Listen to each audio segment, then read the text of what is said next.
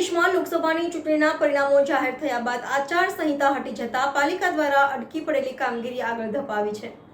ત્યારે વડોદરા મહાનગરપાલિકાની વિવાદના વંટોળમાં ઘેરાયેલ ડાયરીએ આજે આળસ મરોડી હતી। છપાયેલી ડાયરીઓને કોટા મુજબ નવસેવકોને ત્યાં રવાના કરાઈ હતી। સમગ્ર દેશમાં વિવિધ તબક્કામાં લોકસભાની ચૂંટણી યોજાઈ હતી, જેને લઈ આચારસંહિતા લાગુ કરવામાં આવી હતી। ત્યારે વિવિધ સરકારી કામો અટવાઈ પડ્યા હતા। હવે ચૂંટણીના પરિણામો જાહેર થઈ ગયા છે। નવી સરકાર બનશે તે પાછળ પણ અસમંજસ જેવી પરિસ્થિતિ છે। ત્યારે હવે આચારસંહિતા હટી જતા નગરપાલિકાઓ દ્વારા અગાઉ અટકી પડેલી વિવિધ કામગીરીને આગળ ધપાવી છે।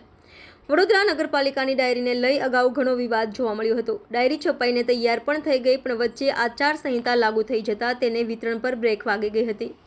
ત્યારે હવે વર્ષ અડધું પૂરું થવા આવ્યું છે, ત્યારે પાલિકાની ડાયરીના દર્શન થયા છે। આજે છપાયેલી ડાયરીઓને વિવિધ વાહનોમાં ભરી કોટા પ્રમાણે નગરસેવકોને ત્યાં રવાના કરવામાં આવી હતી। Reporter Rahul Rajput, van news, Vadodara.